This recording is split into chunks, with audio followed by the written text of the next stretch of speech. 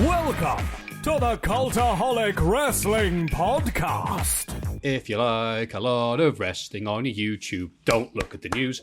Hello and welcome to the only video series online that is completely ignoring the outside world, ignoring everything that's happened apart from wrestling and silly bollocks from the 90s. Yes, it's Cultaholic Wrestling Podcast time. Your host, Maffew, with various posters, and has grown a beard due to one person DMing me saying, can you grow your beard? And I said yes. Now I'm looking at myself. I look like a posh Kane Dingle. Thank you for that. And joined as always on the podcast is Jack the Jobber. How you doing, pal? I'm good. Growing a beard as well. That's me. That's about as good as I can do. Yeah. No, just desperately waiting for a haircut and for the pubs to open again. It's getting me down now. It's getting me down. How are you, Maffew? I'm grand, thank you. I appreciate the thought. But there's someone else on the podcast we've got to introduce, and his name is Ross Tweddell. Ross, how you doing? I'm lovely, Maffew. Not growing a beard because I can't. But apart from that, I just taking it along. Couldn't be better under the circumstances. How are you? I'm coping, which is the best thing we can do right now. But wait a minute, Ross, you've never grown a beard? I've tried, Maffew, but it didn't work. Apparently I had the basis of a lovely beard, but I couldn't get through that awkward phase where it's a mess. Oh, that awkward second album. I'm ugly enough without having to put through that as well. Shut up. I thought when Ross had his beard, I thought he looked a bit like, on Futurama when Bender's hungover and he's got rust across his chin. No, I'm not. It's not horrible. I thought that was quite inaccurate. I'm not trying to be a dick. Your rusty beard. It was coming through ginger. No, against gingers, of course. It's a lovely, lovely shade. It's just that one bit of ginger. That you're right. It does look like a rusted beard. So, anyway, that's the news of Ross's beard. The news in wrestling. Bugger. Let's see. Last week it emerged that Jinder Mahal had to undergo surgery for a knee injury he suffered and will be out of action for another prolonged period of time. This came just a few weeks after Mahal returned after 10 months out from injury. That's pretty bad, lad. I know a lot of people are very excited to see Jinder Mahal, but what about you, Jack? Yeah, I feel bad for him because he'd been out for so long. Apparently the surgery was meant to be a minor one, but then it turned out to be more complicated than they thought. So now he's properly out for a while. It's just a shame, isn't it? It is. I've decided it is. Any thoughts there, Ross? I know he's one of your boys. I was quite intrigued by Jinder's return because he cut that promo, didn't he, where he looked like a babyface. He was speaking about his ascension back to the top being a story of whatever he called it. I can't remember the word he used, but it looked like a babyface promo and a new direction for Jinder that we won't see for quite some time. But then again, they were saying it was going to be him versus Drew in the summer, so that wouldn't lend to him being a babyface. Who knows what they were going to do? Yeah, it's a shame. It's a massive shame. Never like to see people get injured, do you? No. But if he grew your beard, he'd be Jinder Mahal. Jeff Jarrett's lawsuit against Anthem and Impact Wrestling is set to go to trial at the end of the month after attempts to settle it failed. Yes, this is still happening. Apparently it's been a long and complicated lawsuit.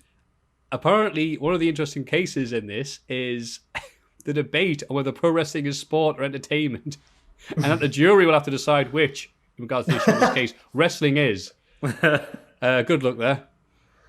And in sad news, Bill Apter and the NWA have both announced the death of Johnny Walker, better known as Heyday as Mr. Wrestling 2. But compared to other weeks, this is actually alright news because he was 85 and he had a hell of a life and a hell of a career. So fair enough. And for example, to show how old this guy is, any ideas or thoughts on Mr. Wrestling 2? I don't know enough about him. I can't say. But they made a reference to him on Dynamite this week and everyone seemed to enjoy it on commentary. So I'm assuming he was quite a popular guy. Oh, Jim Ross probably gave him lifts to the arena when he was a kid, so that's nice. But yeah, it's always nice to see a normal death now. It's like, 85-year-old legend dying peacefully. That's great. You love to see it. And that's all the news I have from my notes. What does Jack have for us on my phone? Nothing. Great. I'm glad I did the news then. Yeah, I do. No, I do. I've got the news is NXT. That's NXT. Recap of TakeOver in your house with Todd Pettingill. That's right. They dug him out from wherever he's been staying all these years. Looks like Gary I liked Shandling him. now. It's a good look. I thought he was brilliant. He played his part well, which he did do very well in 95. It's just sometimes you didn't want a Todd sandwich, so to speak. Sometimes you wanted to choke Todd rather than listen to him speak. But he was very good at what he was told to do. And so, I have a brief rundown the card here. At NXT TakeOver in your house, and sticking to the in your house formula, not only did they have the old set and the themes and the promotional consideration paid for the following and all the rest, it was only 2 hours with change. I was so happy. Already liking it. Already high praise for me for being only 2 hours long. And the opener, Tegan Nox, Mia Yim, and Shotzi Blackheart beat Candice LeRae, Dakota Kai, and Raquel Gonzalez. A nice 10-minute match that didn't outstay its welcome. Anything to add? Or that's fine. Finn Balor beat Damian Priest in another match that only went 12 minutes. 12 minutes, as you mean to say. Nice. Damian Priest tried to use the big steel steps. Didn't work. Land on it. Naomi back, and that led to the finish. I'm like, this is great. NXT's learned from its mistakes. Yay, so happy. And then Keith Lee beat Johnny Gargano in a match that apparently went 20 minutes. I was clean shaven when it started. So I was not a fan of this match, but I'll save my negativity for afterwards. What did you think, Ross? I really enjoyed it. I don't know if it's my personal thing. I never cared about Gargano as a babyface when it wasn't against Ciampa. I was in that camp, which I got torn apart for having that opinion on the NXT Championship tier ranking. So, up yours, people who don't agree with my opinion. That's a backward thing to say. Anyway, Gargano as a heel is fantastic, and the sort of juxtaposition of the little guy being the heel and the big guy being the baby face, and the stuff with the keys and the door. I enjoyed all of that. It was a great match. I really enjoyed it, Maffew. Jack, you like Johnny. What do you think? I enjoyed the wrestling in the match, but there were bits outside of the moves that I didn't enjoy as much, like the Johnny trying to escape through the door. Why would you try and run away from a title match when you're not the champion? I didn't like that. To get a frying pan. Was it to get a weapon? I don't know. Get that portrait of the Doc Hendricks. What was the other bit I didn't like? The finish, I think, was a bit rushed. It was like, Candice is there, and now Mia Yim's there, and it's all kicking off. But I thought the wrestling itself was good because they're both very good athletes. I'll agree with some of that. The finish sucked. First of all, they've got those hockey glass things around the arena. I was completely redundant because Keith Lee did the powerbomb through it, and so everyone's got now. Fantastic. And so they went out. He dragged them back in, sneezing on everybody as he went. Thanks, Keith. Dragged him in. He worked on his arm for about 5 minutes. Gargano ignored that. Gargano shoved his car keys into his eye. He ignored that. Then his wifey came out. He ignored that. Kicked out 3 super kicks to the head. Ignored that. And then just did his finisher and won. Crap. Whoa. Nah. I hate that. I hate Johnny Gargano. But on the positive side, the fact that it was 2 hours and a bit meant they could only have one of these wank matches. So it was great. They kept it all for one match. Woohoo. So if you skip this, it was a 5-star show. Karrion Kross beat Tommaso Ciampa. He battered him like an egg. That's all said, Jack. He battered him like an egg. That's right. Like a Scotch egg. A battered egg. I said it. Yeah, I thought it was the right thing to do, wasn't it? Because Ciampa's been built up as this huge, resilient, like Gargano, he kicks out of everything. And then to have a big guy come in and just destroy him, I thought it was exactly the right thing to do. What do you think? Liked it. Did Ross like it? I loved it, me. It was exactly what it had to be. Good times. Adam Cole beat Velveteen Dream. Now, this is a very decisive... straight away. Very decisive opinion online. Either you liked it or you kind of liked it, I guess. So, Jack, you made a little noise there. Maybe smile. You can go first. Well, watching it with Owen, he is more of a technically minded person than I am at Cultaholic. He's obviously an editor. I'm more of a stupid caveman presenter. I don't understand technology. But even I agreed with him when he said, this is hard to watch because the production was like sloppy. Like the camera was all over the place. The headlights of the cars were distracting quite a lot of the time. And some of the jokes just didn't land as well. What was that Uber about? No, yeah, there was an Uber. No idea. No. Ross, what did you think? I think we already knew that NXT probably shouldn't do these cinematic matches after Gargano versus Ciampa, but this rubber stamped that point and then some. They tried to do it in a certain style, and as you say, it was very distracting and hard to watch, and the Uber Gaga didn't get. I liked the bit with Dexter Lumis coming in and just abducting two human beings. That was fantastic because it's wrestling, it's silly bollocks, and it fit Dexter Lumis lovely. I like the bit where Adam Cole went through the windshield. That was gnarly and all sorts of and all that malarkey. But by and large, I just thought it didn't quite achieve what it was trying to, which is a bit of a shame. Maffew? Pro Dexter Lumis kidnapping the Undisputed Era. Hopefully whatever basement they're hanging from there, they kept for a while. And yes, it was very badly done. It looked shocking. The camera cuts, which the Reese product gets criticised a lot for, made this just insanely, or as you said, production-wise, you're like, did they think this looked good? But not very good. Some people died. However, I'll still take that over watching any more Cole versus Dream matches. So it sucked, but it could have been worse. Optimism. And then in the main event, Io Shirai defeated Rhea Ripley and Charlotte Flair. And here's this week's running gag. Take a shot every time she's mentioned. Cool. I thought it was a very enjoyable main event. I thought it looked like a main event. It felt like a main event. And that's all I wanted. Moonsault at the end looked bloody awful, but luckily Rhea Ripley's doing all right, according to Triple H in his phone call afterwards, where he pretends to care about podcasters on Twitter. Any thoughts there, Ross? Yeah, just Io Shirai she should have won and she did. She had a couple of massive moments in the match, the splash off the top of the house, which someone had to do it, and I'm glad it was her. Yeah, I enjoyed the match from start to finish, I did. Jack. Yeah, I fully agree. I thought it was the best match of the night, narrowly edging out. Priest and Balor actually was really good, but I think this main event was the best match of the night, and I thought it was the right result as well. We'll talk about it later on, but they didn't need to rehabilitate Charlotte as much as they did, because I don't think she got hurt by losing this belt. But this week she absolutely destroyed everyone. So, but for NXT it's good because I think Io Shirai is fantastic and she's a good champion. Good time. So, I thought overall it was good, and I regret though not saying describe the match, the main event. Io Shirai, NXT off your house. Oh, off right. Let's go to the next segment. Everybody get excited for the Cultaholic Hall of Fame. Now it's time for everyone's favourite segment, the Hall of Fame. And in condescending order from last week, in third place, Kyle O'Reilly's fashion sense. 25%, because obviously if there's one thing we guys know more than wrestling and 90s stuff, it's fashion sense.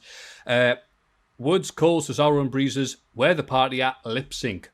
32%. Ooh, it's a bad miss, but what a win. The What Will Mongo Do Next Twitter account. Yes, 43%. Yes. What will Mongo do? He'll help me win. Thank you very much, Mongo. Checks in the post, and thank you very much for voting.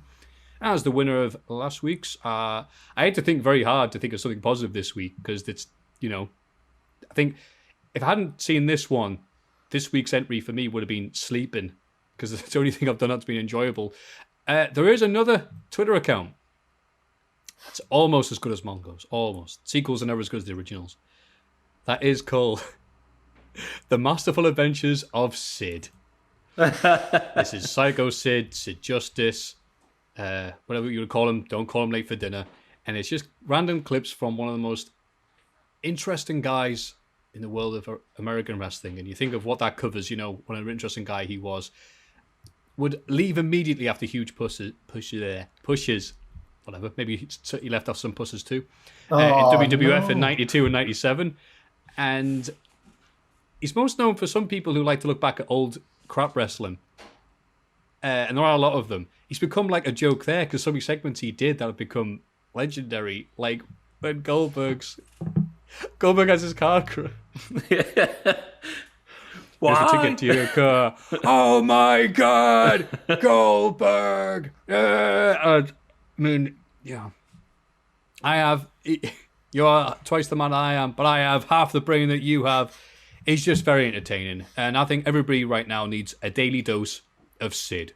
So that's my pick. Ross, what's your pick? I'll be following that account after this podcast, that's for sure. I love Sid, me. Anyway, as we all rejoiced at the sight of that house at NXT TakeOver, off your house on Sunday night. So in that vein, and with Backlash coming up this weekend, I'm going for the Backlash Hooks. I know they're not going to come back, but I would love to see them come back. How they would always part when someone would walk through them. That was a lovely touch every time. But the Backlash Hooks are something that should come back, but won't come back. And since they won't come back, let's celebrate them in the Hall of Fame. Whoosh. Do you remember when they did the Hardcore Battle Royal? I'm not sure it was at Backlash, and the Hardy Boys were in it, and they swung off it. Yeah. To 100 people. Good times. Love the Hooks. Jack, there's I'm not saying you got high expectations here, lad, but I mean, if you want to win... That pick that Ross has just made there is what this Hall of Fame is all about, really, for me. That's a quintessential Cultaholic Hall of Fame pick. I'm going to go for Io Shirai for making me look like a genius, honestly. We got a question in the mailbag just the other week. What very specific wrestling prediction have you correctly made? And I got one straight after. I predicted exactly how the finish of that match was going to go. So for making me look really clever... I'm going to go for Io Shirai for that moonsault onto Rhea's head while she was caught in the figure eight. So I'm going for Io. And she's got a banger of a theme song as well. 2 reasons there. 3 very interesting picks. Love to see it. So, if you'd like to see who wins the Hall of Fame... No, you can vote in the Hall of Fame. You can make this a thing by going to patreon.com/Cultaholic. And you can vote for either the Sid account, you get the right name. It's called @MyBuddySid. Some people struggled to find the Mongo one last week. Apparently there's a bunch of people called Mongo out in the world. My Buddy Sid, the Backlash Hooks, whoosh, or Io Shirai, in brackets making Jack look smart. So there's your picks. Take your fancy. And we'll see you next week with the results. This is This Week in the Wrestling. It's this bloody week in the wrestling. This week in wrestling. SmackDown. One day we'll do this and SmackDown won't be there. It'll be the best podcast we'll ever do. Jeff Hardy explains what happened last week. He was knocked unconscious and framed. I can tell you what happened this week as well. I watched 5 minutes of SmackDown and switch it off. At the police station, he found out that witnesses saw a suspect with red hair and a red beard. Ross. And Sheamus comes out and blames Jeff.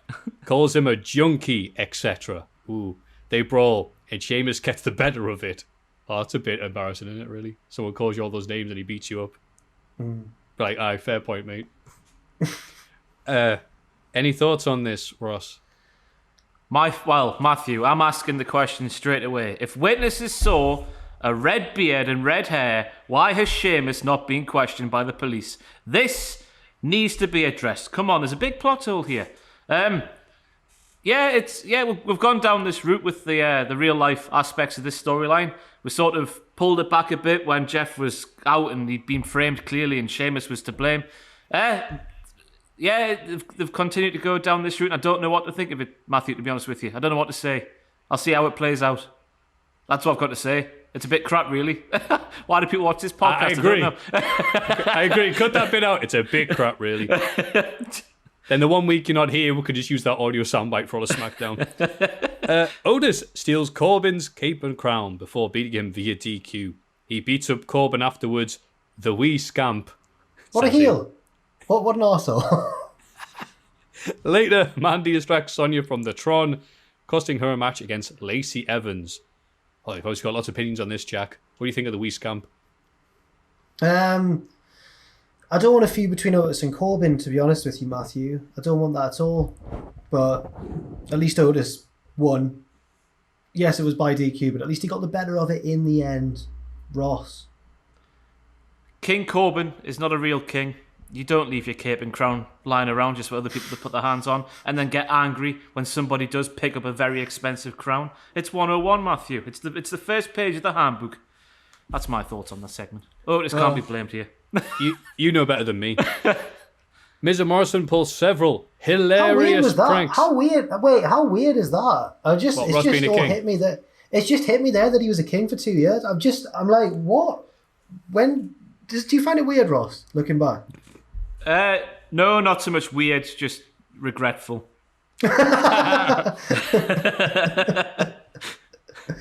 Oh, okay. Oh no, we've got to go back to SmackDown now. Miz and Morrison pulls several hilarious pranks on Braun Strowman until he finds their surveillance van and flips it over. I saw clips of this. Get your own back making a comeback. Don't say It's you're a rolling shame your when you eyes think- at the Miz and Morrison, though, Maffew. Miz and Morrison used to be like they'd stand out so much from the other WWE writing because they would sound like they were living in reality land. This is crap. Is it not the point, though? We're not supposed to be going, oh, those two pricks doing their childish things. I hope Braun gets them. Is that not the whole point of what they were doing? I thought it was funny, me. Oh, I get what you're saying. Through that lens, you know what I mean? Right. I didn't actually think it was funny. Crap in a crap way, I'll go with. But I'm being negative. Jack, what did you think? No, I didn't like it either, to be Oh, honest. so much for that. I thought it dominated quite a lot of the show as well. I hope it was George's van. And George's surveillance kit. It's what George does on a Sunday afternoon. Bryan and Styles exchange words before the tournament final match for the IC title. Drew Gulak, the unfired Drew Gulak, faces Styles and shockingly beats him. Wow. And that was it. And then Bayley and Sasha win the women's tag belt from Bliss and Cross. Bayley dos straps, which is Bailey Spanish Dos for Straps. Bayley two straps. Yeah. She's been calling herself Bailey Dos Straps online. It's brilliant. Oh, has she? Yeah. Oh, that's nice. Surprising thing here. I thought Bliss and Cross were going to have the thing with the Iconics. And then this has happened. I don't know what to believe anymore. Jack, what's happening? Me? I couldn't hear who you'd asked there. Was it me? Yes. Right. All right. Well, I'm assuming that Sasha and Bailey are going to, at some point, maybe not this weekend, but at some point, lose the belts to the Iconics or Bliss and Cross. And then that'll lead into Bailey versus Sasha and Bliss and Cross versus the Iconics. But I don't know. Who knows? What do you think? Oh, well, I just looked and said, yeah, on Raw there's the three-way that's been announced, so maybe I should have... Oh, well, right. we should keep our thoughts until we announce this bit. On Raw, wow, Sasha and Bayley open the show and get themselves in a three-way tag match with the Iconics and Asuka and Charlotte. Asuka and Charlotte win, woohoo, before Charlotte attacks Asuka and stands tall. Later, Charlotte beats Asuka, meaning one night after losing the NXT Championship, she's beaten the Raw, SmackDown, and Tag Team Champions of the Women's Division. Ross, say something while I do the joke. You have to keep drinking as long as I'm speaking, Maffew. I can't think of what... Oh, no, it's got to... There was a lot of victories, yeah, you're right. This whole Charlotte thing, it seemed to set off with one intention, obviously, to get more eyes on NXT, but all it's done is make Charlotte look better at the benefit of absolutely nobody else, NXT included. And it's utterly baffling. She wasn't asked that she lost the NXT women's title. Nobody she wrestled on NXT seemed to get the better of her whatsoever. She's come back to Raw. She's got the better of Asuka. I mean... I'm a fan of Charlotte Flair. I mean, I think it's a bit of a shame that she is so oversaturated, I guess is the word. But surely she must take a step back at one point and go, hang on a second, lads and lasses. This isn't helping anybody but me. I don't know what to think of it. It's just, yeah, they don't help Charlotte whatsoever, which is a bit of a shame for me. Jack. Are they trying to get her to be a 16-time champion? Is Probably. that it? Like Yeah. Like her dad? Oh, some bloke just looked right in the window there. Oh. who? Oh no. Is it Dexter Loomis? No. He's walked past, it's all right. okay. So sorry, that's why. Oh no, he's gone back the other way. Oh no, that's a different bloke. That's why, so Charlotte winning too much. There you go. Sorry. It's a shame. We should have Charlotte on this show just so she can be we should call it the Charlotte Weekly Podcast this week. See if anyone notices. This show, she's doing very well. And yeah, look, there's lots of great talents in WWE. I can't think of any of them I want to see every single week on every single show they do. That's ridiculous. Rey Mysterio does a follow-up Skype interview Nothing but the best for WWE. And argues with Seth. Seth then gets jumped by Aleister Black, who teams with Carrillo to beat Ron's henchman. Murphy, in theory, get their heat back because Seth comes out to Mysterio's music with his mask on. Nothing like what Nia Jax did last week with the mask and whatever. Whoa, he totally owned you there, it says here. Well, yeah, I don't get my what feelings as well. I don't get the point of it. It was weird. It was really weird. They thought it was Ray. No, they didn't think it was Ray. They thought it was Ray. They saw Seth in the suit 1 second, then they saw a guy in the mask with the same suit on and thought it was Ray. It was a flawless plan. Flawless. No, yeah. Do you ever seen WCW when they do people dressed up as Sting, and Kevin Nash did it one time, and the commentators had to be like, Sting's here, and he's grown 1.5 feet. Good times. Christian is here with the Peep Show. No, not that Peep Show. His guest is Edge, whom he cuts an intense promo on. It's good. Orton interrupts and says he's going to embarrass Edge at Backlash in the greatest wrestling match ever. Oh, that was it. I think we were talking before this. I'm going to talk about it later on. It's a big question anyway. But yeah, what did you think of this promo, Ross? I really enjoyed it. I didn't expect it to go the way that it did, although it did flip to the other side a bit too quickly. Like he was giving Edge the hard truths and calling him out this, that, and the other, and all of a sudden it's like, oh, there's the Edge I want to see with his eyes.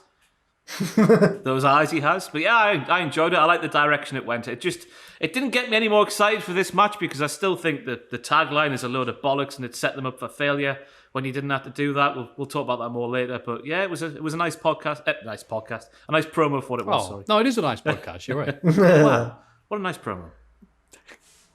Andrade wins a triple threat match to become the number 1 contender to Apollo Crews' US title. Any thoughts there, Jack? That's what I'm asking. I hope that Andrade loses because I want him to get a push and be nearer the top of the card. And I think Apollo is doing really well in the. He's been kind of presented really well since he's become US champion, and I think it seems like they're going towards a feud between Apollo and Big Kevin Owens. So yeah, I think this is all going all right as long as Apollo wins at Backlash. I think. The Stone Mountain Proud. Such a cool name to hail from. The Viking Raiders and Street Profits draw 5-5 in a decathlon. Later, we get a tag match pitting the Raiders against Lashley and MVP. The heels win, and Lashley continues assault until Drew claymores his face off. So I skipped the amusing segment this week. How was it, Ross? Well, I'm a mug, right? Because I do these WTF moments, and I was sat there going, because the first thing they did was a 1,600-metre dash. So I was thinking, first of all, is that an Olympic event? I don't think it is. And then Montez Ford got out of his lane, and I was going, well, he got out of his lane, therefore he would have been disqualified. And then they went and did other bollocks that just, it's gone too far now. I enjoyed the first few, but now it's like, oh well, let's wrestle. I was just thinking it was a bit silly how, we're doing Olympic-themed things here, and we didn't do wrestling on this wrestling show. Do the Olympic event called wrestling. I don't know. I'm past it now. Jack? I was really annoyed as soon as they started tallying up the decathlon, and I remember that a decathlon is 10 events, because they were obviously going to draw 5-5. So I'm guessing that to settle it, they're going to have a match now. Well, why couldn't they have a match before all of this? I don't get it. And they're probably just going to end up friends, aren't they? Which is fine. Is one of them the tag team are the Street Profits the tag team champions? Yes, they are. Are they? Well, I totally didn't. It's good that you didn't know that. Yeah. But yeah. Not them but the best here. But whatever do we selling right now, I'm not necessarily buying. But what's something positive about Raw and SmackDown? Asuka. Yeah, there we go. Yeah. What's your positive thing? She lost though. She lost. No. Positive thoughts. Pretend she won. What's your positive thing, Ross? So we can. When people say you're too negative, we can go, no, we like this one thing. Sorry, were you talking to me? Yes, I was. What's the one positive thing from Raw or SmackDown that you like this week? From Raw or SmackDown? I liked the card, Maffew. The card of Raw on paper was incredibly, incredibly strong. But I'm going to caveat that with a negative. It fell really, really flat. I want to do it, Maffew. How do we have a card that had all of that great stuff on it, apart from Street Profits and Viking Raiders? Apart from that, the rest of the card, when you look on paper, was amazing. And it just felt so... Ugh. And I don't know why. I don't know how that's possible. Weird. And Jack, your positive thing of the week for WWE. The wrestling has been largely good. Charlotte and Asuka was really good until the finish. And I liked Bayley and Sasha winning the tag belts. Sorry, what match? Charlotte and Asuka. Oh, God. He's going to be in trouble by the end of this. Saving on me leggy, Bill. AEW. FTR make their in-ring debut and beat the Butcher and the Blade, while having a tense stare down with the Bucks and Omega and Hangman. Also, Ali doesn't seem to be with the Butcher and Blade anymore. She's now QT Marshall's girlfriend. Yeah, that happened a while ago, and it's odd. We don't know why. She's just so attractive, she says. And she highlights his hair and how nice his hair is. And I didn't even notice QT's hair until she pointed it out. It's balding in a circle. So he's still got hair here, but there's just nothing there, and then there's hair. I've never seen that before. He's just had hair plugs put in. Oh, is that right? Oh, that'd be why he's got like a hair island on a bald sea. He must be waiting for it to grow out. Ah. Yeah. Oh, okay. That explains it. I could see the attraction. Meanwhile, FTR, I think, had a very good match and looked good. They showed off every 80s double team move that they knew for getting the spike pile driver there. The Young Bucks came out afterwards and they were like, hey, you didn't shake our hands. And I don't know if that was supposed to be a reference to the whole Young Bucks got in trouble from Booker T and RVD and all the rest. And he went, yeah, by the way, we're the Young Bucks and we've single-handedly saved tag team wrestling on our backs by ourselves. And I'm like, what? He's supposed to be the good guys. It's the Bucks, though. They're cocky, aren't they? Yeah. They have been known for their cockiness. But yeah, apart from that, that was a good debut. FTR, whatever it stands for. What about you, Jack? Yeah, I thought it was really good. It's the best Butcher and the Blade match that I've seen. I'm just excited that FTR are there. They're really, really good. And I hope they batter the Young Bucks and make them humble. Oh, well, I'm sure we're all looking forward to that. Ross? Yeah, I was more intrigued by... It was Cash Wheeler during the entrance went towards Arn and Tully and Sean Spears in the crowd. And a lot of people online, I just think it's fans more than insiders, have been going, oh, maybe Sean Spears with his magical new glove, he's getting his own version of the Four Horsemen. No.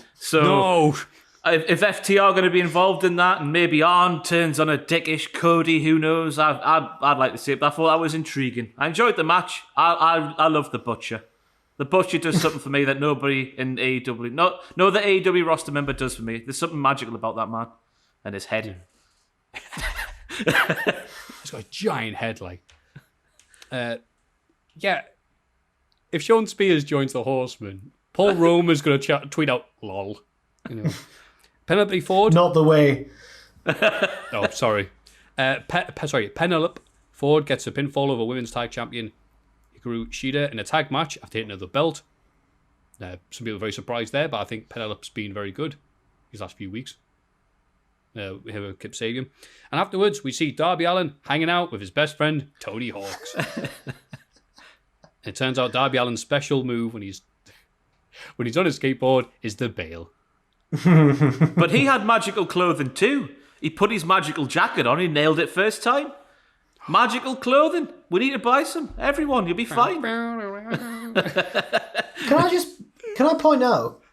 I think there's something really sinister about this because do you remember a few weeks ago when I nominated Bob Burnquist for the Hall of Fame? Yes, you did, and he was in Tony Hawk's. Since then, I've seen so much to do with skateboarding. I think it's been like the whatever year anniversary of the start of the Tony Hawk franchise, and there's been so many recommended things for me to do with skateboarding, and I just feel like there's some sort of sinister algorithm being pushed to that Tony Hawk's like paid top dollar for to get him relevant again, and now he's showing up everywhere. He's showing up on Dynamite. It's really weird. So not only is Sean Spears going to join the Four Horsemen, not only maybe Darby Allin as Jacket, but also Tony Hawk. Yeah. Man, I'm loving the idea of it now. Speaking of evil things, Colt Cabana loses to Sammy Guevara and seems to be offered a place in the Dark Order. And then he seems to accept it because he realizes he's not doing very well. Ooh, intrigue. Sammy then clashes with Matt Hardy on the mic. Joey Janela is now aligned with Sonny Kiss in... I don't know, supposedly Joey Janela gets drunk and then gets picked up by Sonny Kiss. And I think that was just, I'm not even sure I was supposed to make air, but record it because it's just a day in the life of Joey Janela. And Cage destroys Moxie in the car park. Developments everywhere. And a couple of letters it says here. Yeah, there's stuff happening on AEW. What do we make of Matt Hardy's transition at a live event? How he goes from gimmick to gimmick just by going... It's very effective and cheap. I didn't know what to make of it. You should carry a big box around with him and go, hang on, 2 seconds. They just change it. It's crap in it. It's crap in it. I'm a different man. Oh, back there. It's funny because they all treat it serious. Like, my Hardy's changed. Like, wait. Oh, whatever. Like Triple H when Mick Foley's like, you may have beaten mankind, but... And then imagine if Foley went... I think you know the guy. Cody defeats Mark Quinn in his open challenge before a huge show close and brawl leads to Cody offering Hager a shot at the TNT title for Fighter Fest. Not sure how that worked out, but Mark Quinn looked alright until he played off his ankle being hurt from last week and then proceeded to go, well, I better not use this much. And then every move he did after that involved his ankle. You know I'm right. I've said on Graded yesterday that this was divisive and I loved it. I thought he did really, really well with his selling. Because every time he used it, it hurt more. And by the end of the match, he was like crawling. And then it just took Cody one submission to put him away. I thought it was genius, Maffew. I thought it was genius. You're right. If Johnny Gargano had done that and then, continue the match anyway and then move a small package, you're right. We'll be giving it 5 stars. If Sid had done it, you'd have been like, oh, brilliant from Sid there.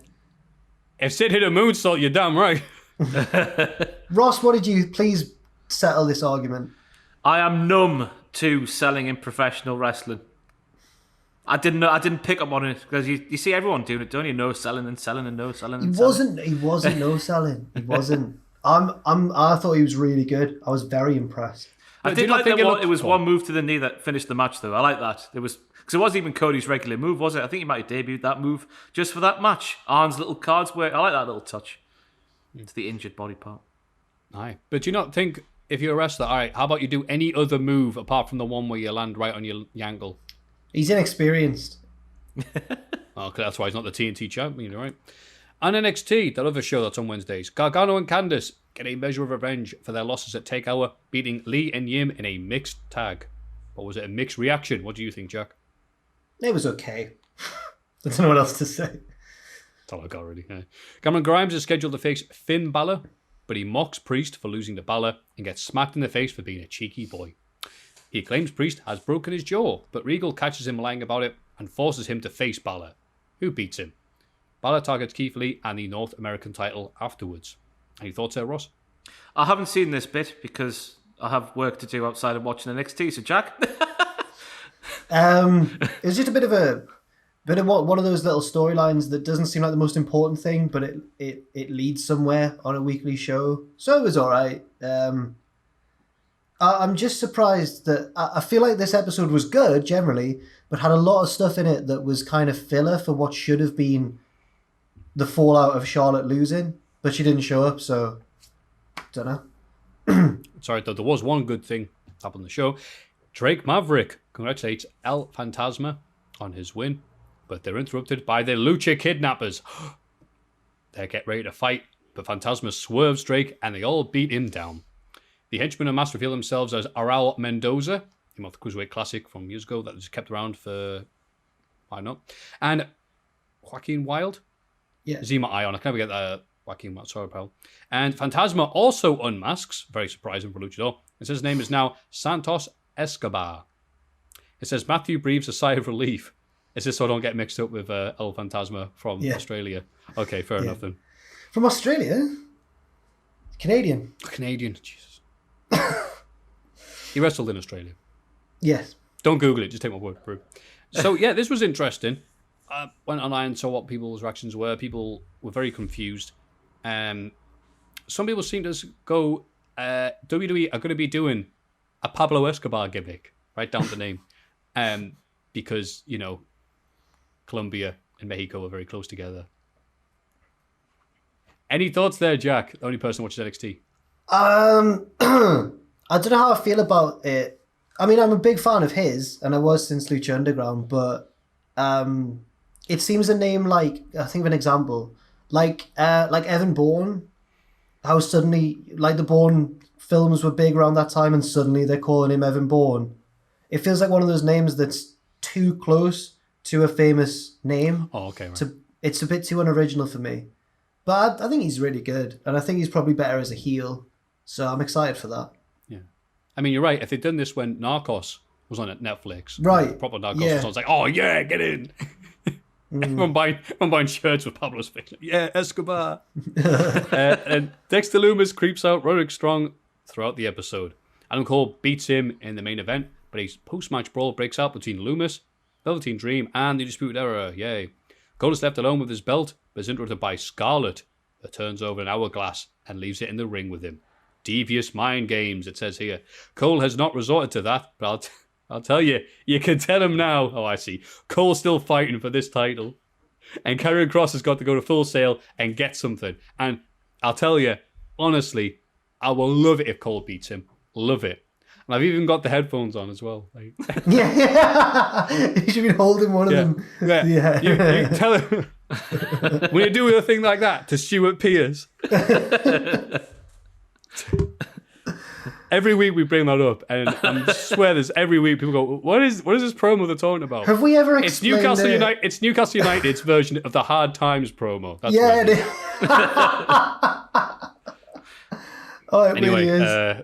Kevin Keegan was not on this episode, sadly, but any thoughts there in the main event bit in NXT? Yeah, it's fine.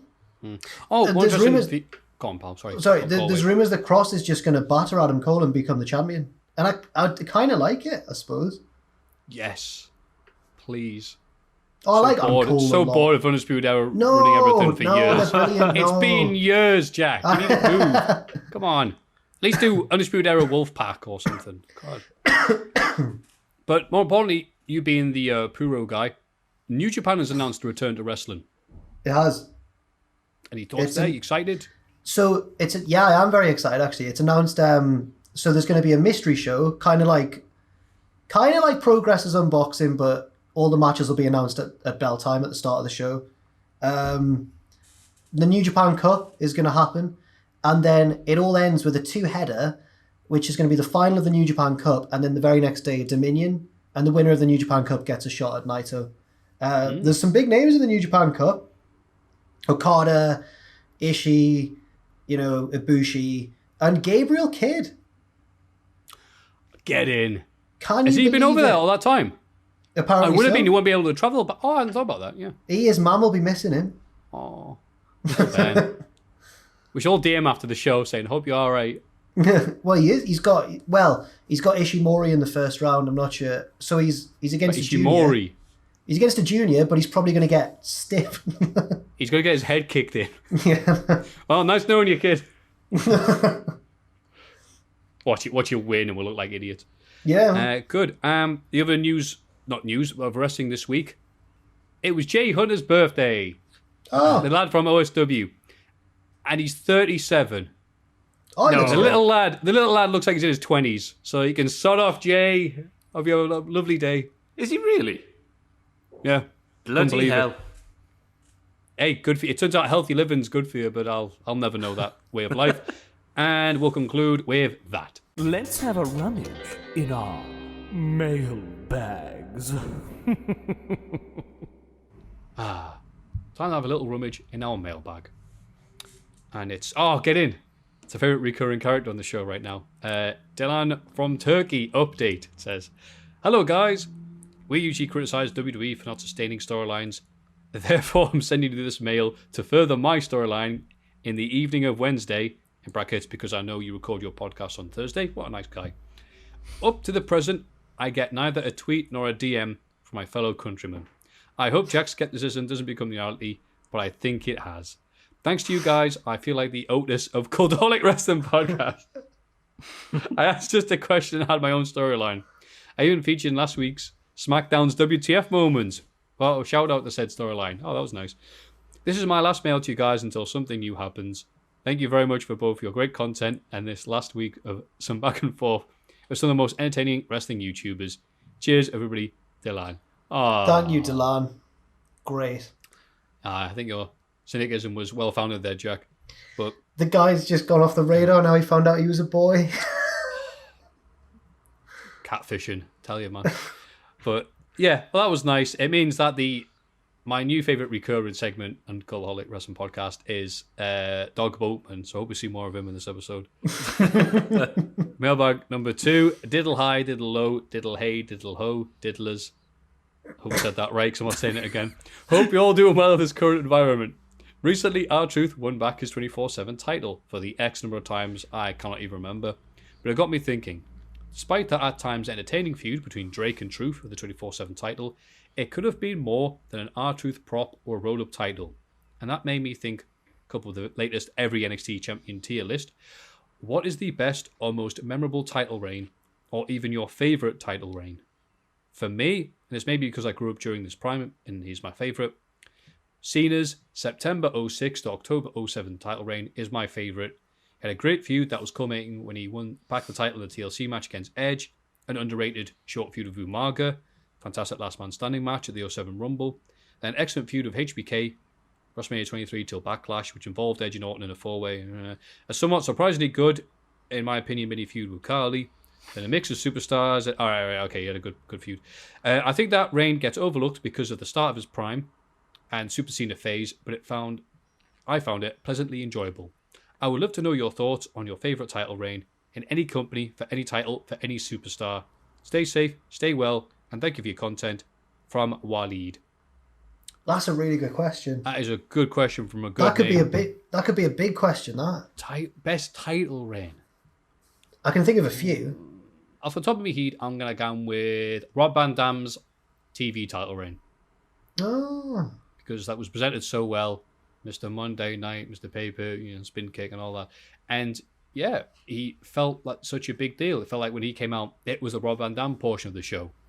And he had that TV title at the same standards as the world title. And he held it for middle of 98. He beat Bigelow. He had to lose it via injury start of 2000. So well over a year and a bit. Some good maths there. 2 years. Fair enough. Jack, say something. I've got a few off the top of my head. Asuka in NXT. That was really, really good. Bailey in NXT as well, actually. I was a big fan of hers. What was the other one that I was thinking of? John Cena with the US title. That was a good one, with the open challenge and everything. Well, if you like that one, Cody's doing it on AEW. Well, yeah, that's going well. Jericho's AEW one was fantastic as well, to be fair, even though it's a bit recent. And, I'll say one more. Maybe, when there's title reigns that don't last very long, but they just feel right. You're like, the right person has the belt. It's the right time for this. And I think, looking back, probably Eddie Guerrero's, even though it didn't last very long and it probably wasn't as good as it should have been, when Eddie had the belt, it just felt like the right thing at the right time. Well said. Ross? Thank you. The first one that popped in my head, might just because they mentioned the NXT tier list, was Kevin Owens with the NXT title. And mainly just because of that little bit he had with John Cena. How he just went up there. Big John Cena. I know we had been through Cena versus Lesnar at SummerSlam, but Cena was still pretty much untouchable. And then Owens was like, "No, I'm not putting up with your crap." Bosh. Elimination Chamber happened, and then other stuff as well. That was such a good build-up. Yeah, because it was during the Cena US title reign, I believe, and he went, I beat Sami Zayn last week. And Kevin showed up for NXT and goes, no, I hurt Sami Zayn last week. Don't you take credit for it. Wonderful. And yeah, RVD held it for 700 days. So, long time. Last time we saw each other, in fact. Howdy diddlers. First of all, want to say thank you for all the content during lockdown, as it's made hours daily just fly by. And I well and truly appreciate it. Secondly, want to mention how a whole bunch of us on the Facebook fan page have come together to have weekly Zoom calls. And it's really through you guys. And it was even possible. So thank you. No. As now I have many more wrestling fans to discuss the ongoings with. They've Finally, become sentient. Oh no, they're talking. Yeah. Finally, my question to you all is, out of all wrestlers who had multiple theme songs, who has the best collection of songs? For me, it's Triple H with King of Kings, The Game, My Time, Evolution, and DX's, all being some of the best ever, in my opinion. Many thanks, guys, from Ali Hamza, Gillingham, Kent. Oh, well, Ali, if you want to invite... Oh, shut up. No, he's from Arkansas, Kent. Well, Ali, if you want to invite Dilan from Turkey, I'm sure he'd appreciate the love right now. Good one. Oh, into the fan group? Yeah, get Dilan in the fan group. Yeah. That's right. Sorry, anyway. I got excited there. Yeah, I'm so excited for these things. Just to get messages and the phone. It's like when you find a key earlier on in a game and then you use it on a door 3 levels later. Oh, do you have it? It appears in a different colour. Do you have the red key? I'm like, yeah, I do. Ross, what's your best collection of? For one, I'm going to go for Jericho. You start all the way back with the Even Flow cover, which was top draw. One of the best wrestling themes of all time. Obviously, his WWE one is iconic in its own right. I even like the Saliva King of My World. I like that beginning bit of Survivor Series 2002, where it's like all guitars and wow and all that malarkey. And then Judas, obviously, has been played endlessly since the middle of 2017, so that must be quite good as well. That's true, and there's Sammy Guevara's cover of Judas. Yeah. Jack, have you got one? Because I've got one. Jericho was mine, but Eddie, I've just mentioned him, but Eddie Guerrero's what was quite good. I'll go for... Oh, it's difficult, isn't it? I'll go for... No, I don't want to go for CM Punk either, because he only had 2, really, didn't he? I can't think. It's a big question. I can help you, yes. Mine's Edge. The Brood. You Think You Know Me. Red Groovy, Never Gonna Go Stop. And Sean Spears. No. Metal Anus. Metal Anus? Yes. Oh. That's the name of the band. Yeah. It's Alter Bridge? Yeah, it's Alter Bridge. Alter Bridge, Metal Anus. There we go. I almost look silly there. Jack, have you got any, or shall we move on? I'll go for Steve Blackman. Oh, they have 2 bangers. Did you know this? Because Tom said this on the SmackDown podcast we do. Hi, Tom. I forget the name of the song now, but the one with Sticks is part of an 18-minute song. It's the 3rd movement. No? It's crazy drum-based techno thing. Wow. I can't remember the name of it now, but see Blackman's entrance full, and you see it, you go, 18 minutes? Because yes, that's how long the whole thing is. You think it's Prince Nassim? Oh, good reference. Thank you. Hey, y'all. So when I was a kid, my parents took my whole family to WrestleMania 30. When I was a kid. God. And it was great. Seeing Daniel Bryan win the main event was really special. But before that, John Cena versus Bray Wyatt. For some context, my stepmom has absolutely no idea about wrestling. In brackets, but she popped for The Rock. And when Bray made his entrance, she was confused and also cringed a lot. My family being from the middle of nowhere, Louisiana, I thought she would be used to seeing a southern creepy cult, but I guess not. I was so embarrassed because I was so passionate about wrestling, I could tell she thought it was dumb. Which leads me to my question. What was the most embarrassing thing you've had to explain/watch with a non-wrestling fan? P.S. Are there any grammar or spelling errors in this email? Just know I slipped and fell in the shower earlier. My head was bleeding, so I might have a concussion. Love from Claire. Careful, Claire. I'm sorry to hear that, Claire. I'm glad that you had the peace of mind and your priority was to send us an email, though. I appreciate that. Yeah. Rubber mats. Hope you're all right. Rubber mats is the answer. Absolutely, yeah. So, what's the most embarrassing thing you've had to explain/watch with a non-wrestling fan? I think we've had a variation of this question a bunch of times, but I've got one if you guys are thinking. Go on then, Maffew. I've thought it a few times, but when first wrestling show I saw was Butlins, and I had Dean Armark in the opener, and he's still Gannon, bless him. But the main event was the UK Undertaker which for people of a certain age meant a lot. I know it's ridiculous now, the UK Undertaker, but the UK Undertaker, it was advertised as the UK Undertaker versus a bunch of people, some army guy. I think it was like general knowledge or something.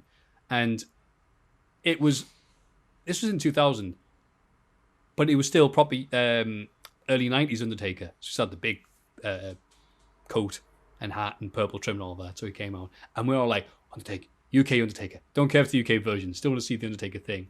So he comes out, smoke machine, Ganraj, looks like Phoenix Knights. You know, please welcome the Undertaker. And he comes out, and all the parents, including me mum, start creasing laughing. like folded over laughing, like, what? What's this? And me and my brother, shut up, mum. Shut up. It's the UK Undertaker you're laughing at. He's beaten the greats. UK Hogan, UK Warrior. The actual Marty Jannetty. What about you, Ross? Mine just goes back to watching Raw on a Thursday night on Sky, and Mum walking in every single time there was any sort of scantily clad lady, and me having to just turn around and just go, change the channel. Shouldn't be looking at that, Jack. I can't think of a specific one. No, I can't. My mum got, for some reason, despite showing no interest in wrestling all through my life, she decided to get into World of Sport when it was on ITV. But she was actually quite receptive to it and positive. So I'd get texts every week from her being like, hope Grado wins. She bloody loved Grado a lot. Yeah, she just really wanted Grado to win. But apart from that, I can't think of anything other than my parents' general apathy towards wrestling. But now my mum's a big fan of Grado, so there we go. Also, I think I got the best of... You remember they did the best of Raw, Volume 1 and 2, like in 2000, maybe 99? When I got that, recapped a bunch of stuff, and my dad came up and said, what are you watching? I'm like, I'm wrestling. I'm like, all right. And it was just as Owen Hart was talking to Jason Sensation, who would come out and do impressions of the wrestlers. And it's just as Owen Hart yelled, you thought that was funny? How about I come down there and slap the piss out of you? And he yelled piss. And I was like, he was like, what? And my dad was like, no, not in this house. My dad, the Quaker. Anyway, thank you very much for the lovely selection of questions there. If you have any on your random thoughts or any storylines, we can progress here, because this is the meat of the show. I've had the 2 bits of bread of the Cultaholic sandwich. This is the meat. Please send them to mailbag@cultaholic.com.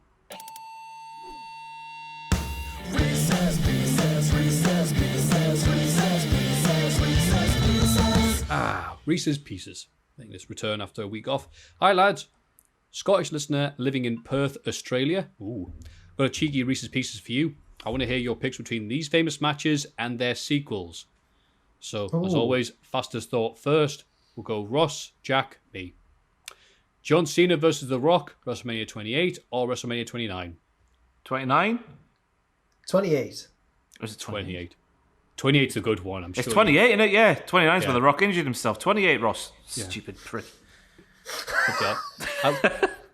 Hold you there like, no, it's 28. It's 28. Come get in the headlock and we'll call the spot. Shawn Michaels versus The Undertaker, WrestleMania 25 or WrestleMania 26? 25. Right, 25 is a better match, but I prefer 26 for the whole story around it. WrestleMania 25, because we all watched it with our mates in Preston, and we all thought Undertaker was deed. Kenny Omega versus... Oh, yeah, right.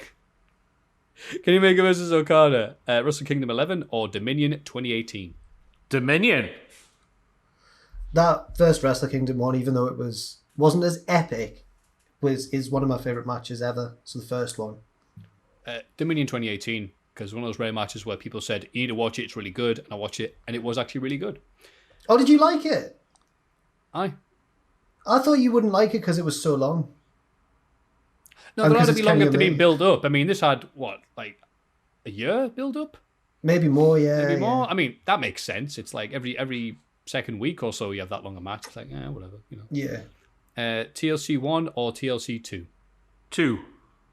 2. One's better, but nothing's beaten WrestleMania 7 as a memory. Undertaker versus Lesnar, No Mercy 02 or Hell in a Cell 15? 02. 2. I loved Hell in a Cell 15. It is good, isn't it? Oh. CM Punk versus John Cena, Money in the Bank 2011 or Raw 2013? Money in the Bank. Money in the Bank, but that Raw one is excellent as well. I'm going to say Raw, just because it's... I think it's like one of these matches where when I care about star ratings, someone said it's a 5-star match, and I went, what, on Raw, randomly? I watched it and goes, all right. First pile driver in 20 years. Undertaker versus Edge, WrestleMania 24 or SummerSlam 2008? WrestleMania. The Mania one. Mania 1. Batista versus Triple H, WrestleMania 21 or WrestleMania 35? 35 all day long. Nose rings and everything. The one when they're younger, but for comedy value, 35. It's got the entrances. It's got Batista slipping over. It's got the nose ring. It's brilliant. It's got Xavier Woods freaking out to Batista's entrance as well. Oh, yeah. Yeah, what Jack said. Stone Cold versus The Rock, WrestleMania X7 or WrestleMania 19? 17. Ooh.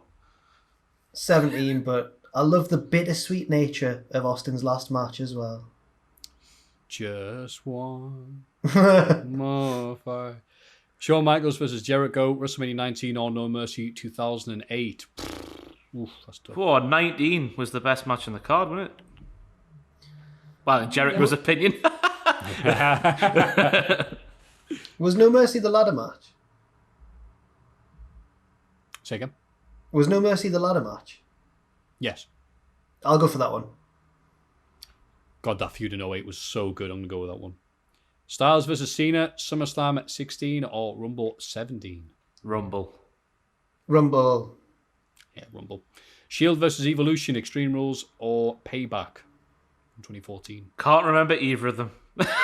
Oh, can you not? Nah. Oh, They were good. the one where they just beat them, the elimination one where they beat them 3-0. Oh, I can't remember which one it is. So there was one where it was elimination and the Shield, all of them survived and eliminated all of Evolution. But Triple H got a few minutes of bravely Triple H-ing about on his own, but Yeah, of course. the Shield still won. The Shield still won. Yeah. Gargano's dad. I'm going to do Extreme Rules 2014. Bray Wyatt versus Daniel Bryan, Rumble 2014 or Rumble 2020? 2014. I didn't. Was that the strap match at this year? It seems so long ago. It was. It does feel like a long time ago, but yes, that was the strap match. I'll go 14. I'll go 14 as well. Yeah, 14. I wasn't that big of a fan of the 20 match. Sami Zayn versus KO, TakeOver Rival or Battleground 2016? Oh, Battleground. Yeah, Battleground. Yeah, Battleground. Lesnar versus Cena, Extreme Rules 2012 or SummerSlam 2014? Oh, the SummerSlam one. Oof. Yeah, the SummerSlam one. They were both really good, but Was the SummerSlam fir- just because no one expect. Well, I say no one. I wasn't expecting it. I can't remember the first one. That's one where Lesnar just returned, had that match, and he lost to Cena straight away, and everyone threw their hands up and goes, "Why would you do that?" I haven't seen it in years, but it was my favorite match of the year, so I might have to rewatch it. Punk versus Jericho, WrestleMania 28 or Payback 2013? WrestleMania. I don't remember the Payback one, so I'll go for WrestleMania. Yeah, I don't remember the Payback one either. Neither do I. Angle versus Lesnar, WrestleMania 19 or SmackDown 03, the Iron Man match? Oh, Iron Man. that's a tricky one, but I'll go for the Iron Man as well. Oh, the Iron Man. I don't think the main event has aged very well, considering they're both trying to not hurt each other. And then hilarity ensued. Thanks, lads. Cammy. And that's a lovely Reese's Pieces. Chris. You know what? I don't know, Jeff. Oh, right. Oh, the football's back soon. I know that it's questionable in terms of like, is it safe or not? But my fantasy team is raring and ready to go. I can't wait. Absolutely can't wait. You know, last week you surprised us with a 90s quiz. You know, I've got here a bunch of questions I made up the 20 minutes before this started. You're not. You want to do it? That's great. It's a general 90s quiz for both Jack and Ross, so we can see it more aimed at one or the other. Wait, it's 90s football or just 90s? No, 90s in general, as you'll see, there's a mix. Oh, crap. No, don't worry. Don't worry. You should have done 2000s for us. We're younger. Oh, that's right. Oh, no. Well, I'm going to ask them anyway. I can already see this dying on its ass. Who played the role of Games Master in Games Master? Who's starting Jack. off? Jack. I've got no idea. Oh, no. I've got no idea either. I will no. guess. I'll take a stab at Michael Barrymore. It was, Jesus. I'll go Roy Walker. I'm off to the race. You know what? It was Roy Walker. Good guess. Name any two live and kicking. It was Patrick Moore.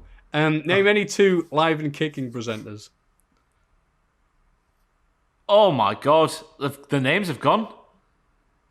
Cat Dealey? Was it? No, I've got no idea, Maffew. End the segment. Jack. I don't know, Maffew. Live and kicking. for God's Jamie Theakston. Yes, that's one. Thank God for that. Kirsty O'Brien. Zoe Ball. No. Zoe Ball's another one. Let's go. Yes. You both got a point. Bloody hell. On the 10th of January 95, Andy Cole was sold to Manchester United for £6 million. And which player? Is that for Jack? Yeah, it should have been for you, but whatever. Who replaced Andy? Was it Keith Gillespie? I don't know. It was Keith Gillespie. Oh. Well done. A genuine point that time. Well done. To Ross. Oh, well. Richard O'Brien was the first presenter of the Crystal Maze. Who was the second? Richard Ayoade? Jack? Don't know. Ed Tudor Poll. It's an amazing name.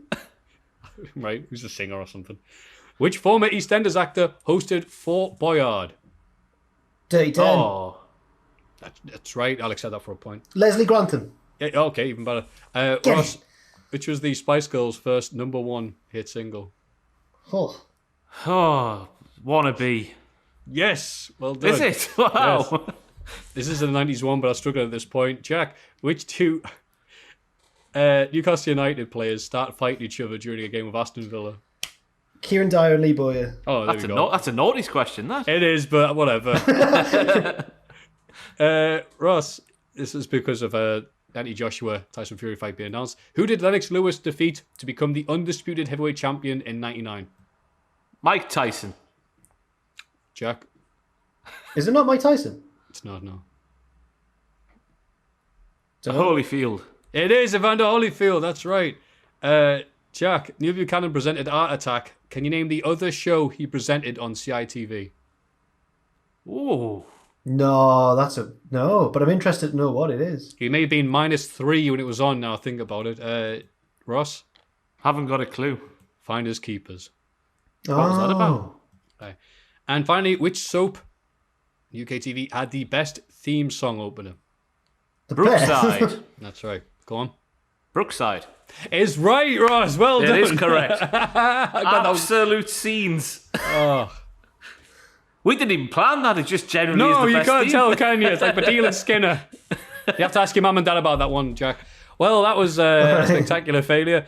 But thank you very much for watching that segment of the show. And if you have any Reese's Pieces, please keep them to yourself or send them to mailbag@cultaholic.com. It's Cultaholics.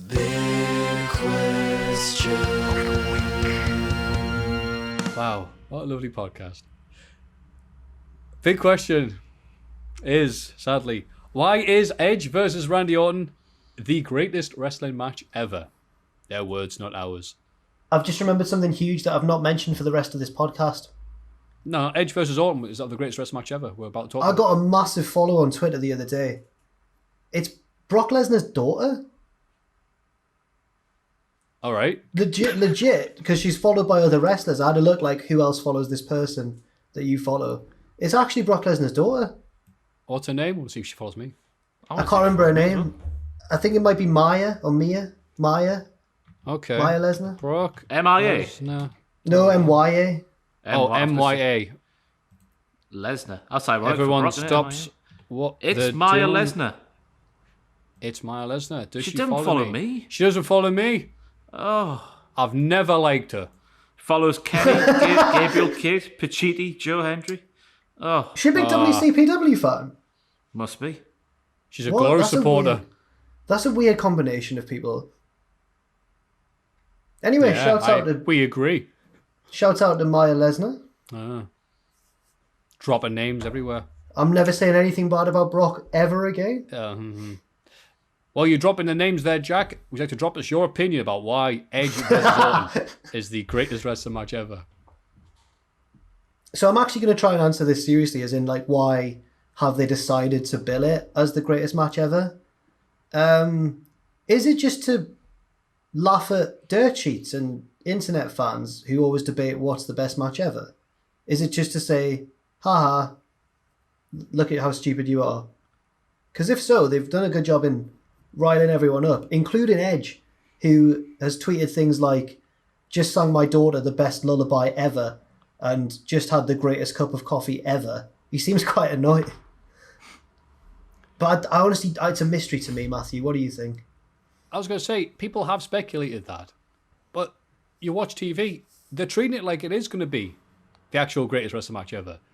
So if it was tongue-in-cheek, like I said a few weeks ago, if they started the match, bell rings, and Orton just gets DQ'd straight away or pins him with the RKO, and that's it. I would love it. I would love it. Great, funny, we get it. And instead, it's like they're trying to do two things at once. They are trying to take the mickey out of the idea of bigging up a match. But they're also asking you to watch the match because it's going to be great. And you can't do both. It's trying to put the opposite magnets together. Just go like that, repel. Meltzer's been saying that apparently it is very good, which is the worst case scenario because it's not going to seem that good because it's been billed as the greatest match ever. I don't get it. I'm not going to pretend to get it. I don't get a lot of things WWE does. I just want to sit down, watch it and go, oh, that were good. Or, ooh, that was a bad miss. And move on with my life. What about you, Ross? You're more sensible. Am I? I think I was listening to Brian Alvarez the other day, and I think someone emailed him or something. I can't remember who came up with this hypothesis, but apparently this could have been a match potentially for Saudi Arabia, where they do the greatest Royal Rumble and the biggest Battle Royal ever, and potentially the greatest match ever. So I'm adding to this hypothesis, right? I reckon they've got the license, the copyright, the whatever for that song they're using for the pay-per-view, and I reckon it runs out on Monday morning, right? So I reckon a Saudi Arabia event would have happened if the whole pandemic wasn't going on in the world right now. And Edge versus Randy Orton with the greatest theme song ever for the greatest match ever would have been taking place on that card. So I reckon they've just gone, well, we've paid for it, we're going to use it. Backlash is on Sunday, we'll use it there. That is ironclad. 100% facts. That's pretty good, actually. That's probably what it is. True. Yeah. But what is reckon the that theme? Is it Mike It's the greatest show. Is Greatest this the Showman. greatest? No, Mike it's ever no. known? It's Hugh Jackman. This is the greatest show. It's a cover by a band. Is it Fall Out Boy? I think Panic at the Disco did one. Panic at the Disco. Oh, that's well, they're the one. greatest emo band of all ever. Whatever, mess that up. My mate who's not into wrestling was once live tweeting WrestleMania 30, whichever one, when the Shield come out and batter Road Dogg and Yeah. Kane and Billy. And he called them, because he knew nothing about it, he called them Panic at the Wrestling. But I don't only Rollins looks like an emo out of those three, surely. Even then, it's a push. I don't know. So Chris, if you're Panic at the listening, he's not. He's got a son now. He's got other things to concentrate on. Fair enough. He grew out of wrestling. What a freak. Yeah, Edge and Orton had some good matches in 2004. That was a long time ago. A lot of people like Edge. A lot of the appeal of Edge's comeback, though, was it was going to be in front of loads of screaming, adoring Edge fans and Edge heads. They're not going to be here. It's only going to be as good as it can be, given the circumstances. I wish them well, but I think it was Boss Moz or someone who was just as funny on Twitter who said they should have just done a Tom McGee and then not released it. And I'll just have talking heads go, God, it's a shame the camera broke recording it. It was the greatest wrestling match ever. And years later, you upload it and go, oh, found it. How do you actually think the match is going to go? If it's at like WrestleMania, an hour and a half. Yeah. Ross, how do you think the match? I just think it'll be a really good throwback, good old main event WWE wrestling match. But then the whole thing's subjective, isn't it? So if someone goes, I genuinely think that's the greatest wrestling match of all time, you just got to go, yeah, but good for you on your opinion there. Yeah. I think it'll be So good, weird. but I don't get it. I hope we do find out what the reason is in the future, because it's confusing. It's so silly. confusing. I think I'll end the podcast on this note. I think it was Is All Right Now. It was another great Twitter account who said, I can't wait for them to do the rematch in Saudi Arabia so they can call it the greatest wrestling match ever. Yeah.